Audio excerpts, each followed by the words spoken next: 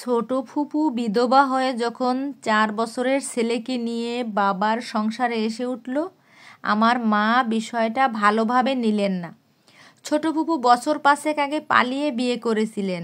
পরিবারের মুখে চুনকালি মেখে সব সম্পর্ক ছিন্ন করে গিয়েছিল।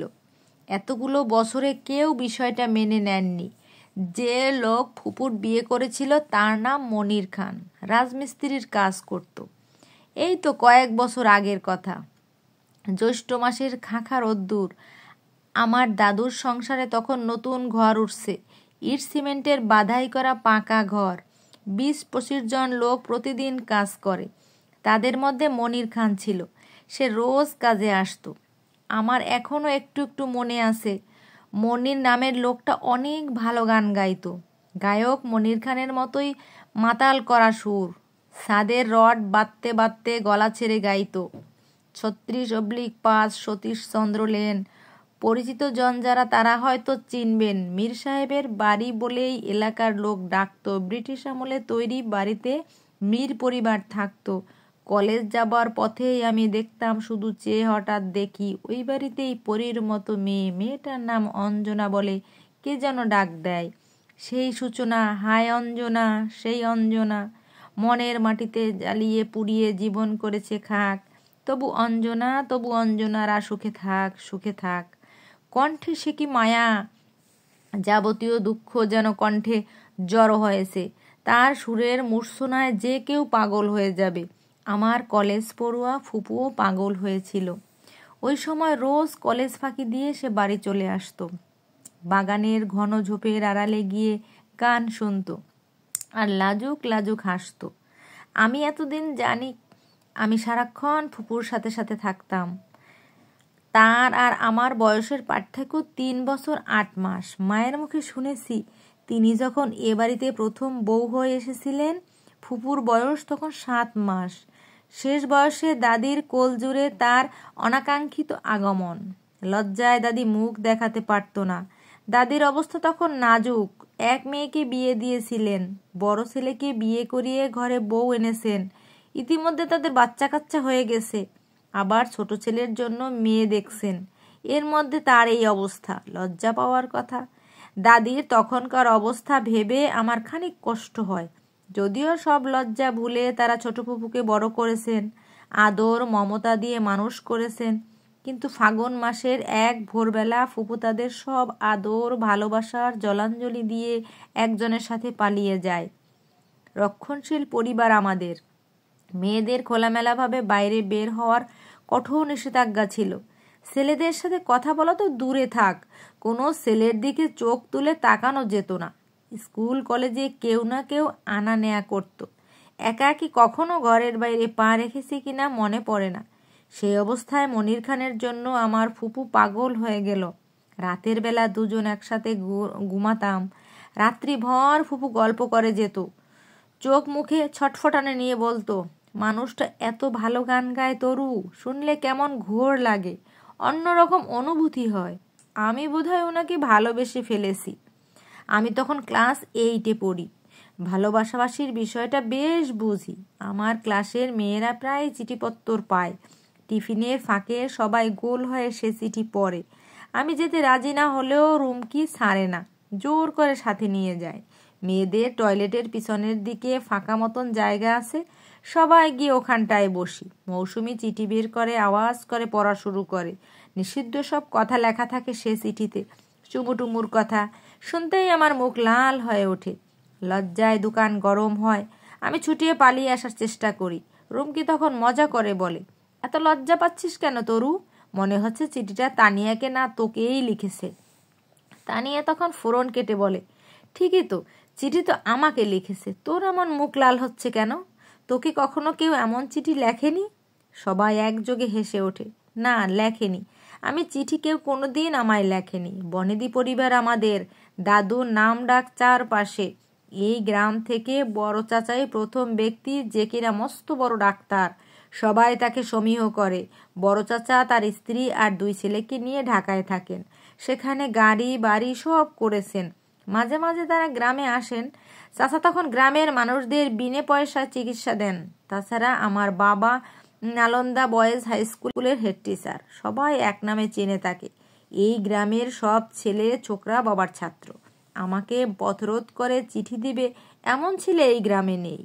এই যে আজ পর্যন্ত কোনো ছেলে আমায় প্রেম নিবেদন করেনি, চুলে কখনো বনফুল গুজে দেয়নি, কখনো চিঠি দেয়নি, এসব নিয়ে বান্ধবীরা মজা করে। ওদের কথা হেসে উড়িয়ে দিলেও মাঝে মাঝে মন খারাপ হয়, কেমন যেন দুঃখ দুঃখ অনুভব হয়। পরিবারের এই সব শাসন মানতে ইচ্ছে করে না, অবাধ্য হতে ইচ্ছে করে। আবার কখনো কখনো ওইসব চিঠির কথা মনে পড়ে।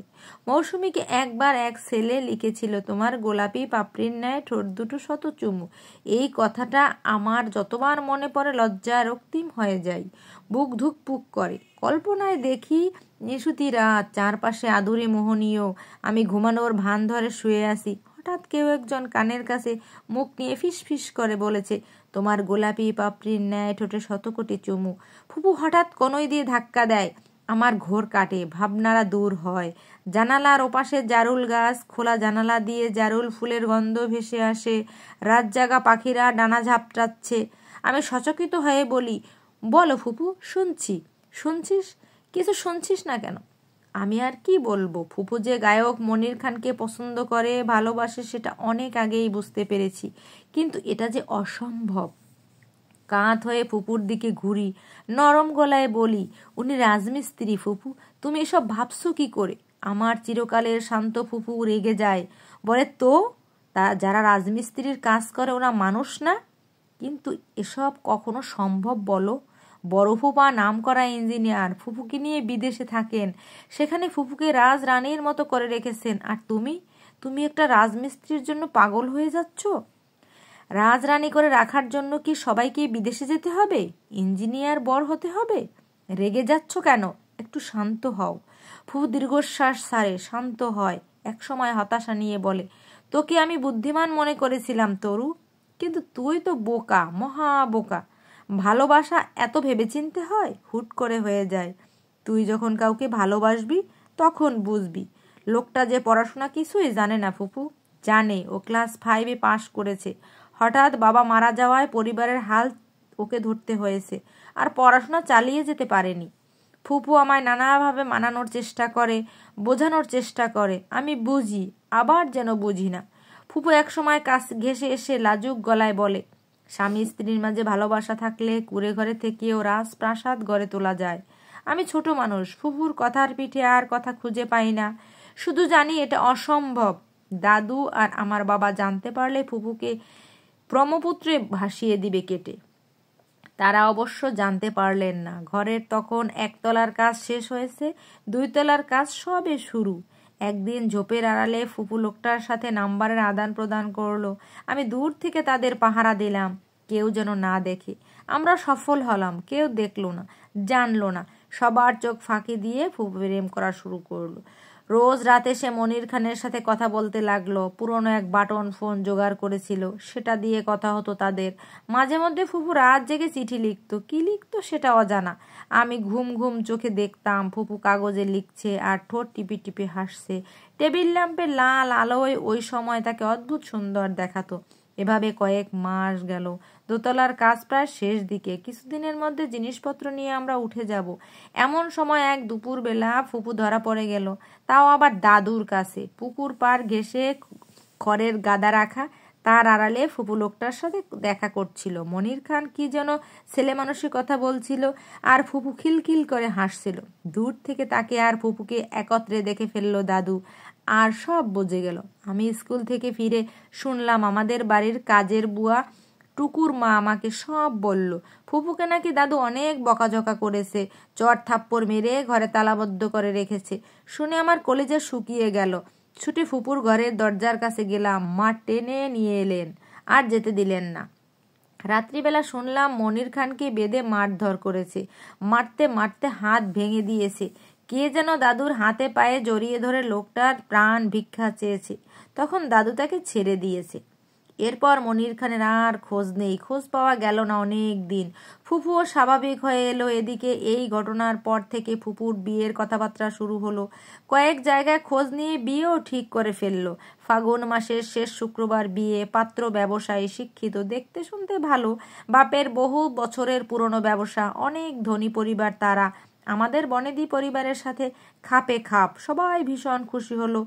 দাদুর ভয়ে ফুপু বিয়েতে মত দিল, রাজি হয়ে গেল। বিয়ে নিয়েও বেশ উচ্ছ্বসিত দেখা গেল। মায়ের সাথে ঘুরে ঘুরে বিয়ের কেনাকাটা করলো। তারপর বিয়ের দিন ভোরবেলা পালিয়ে গেল। কেউ কিছুই জানলো না, এমনকি আমিও না। সারা বাড়ি খুঁজে, সারা গ্রাম খুঁজে তাকে আর কোথাও পাওয়া গেল না। ফুপুর পালিয়ে যাওয়ার সংবাদ শুনে রাতের বেলায় দাদু স্ট্রোক করে মারা গেল।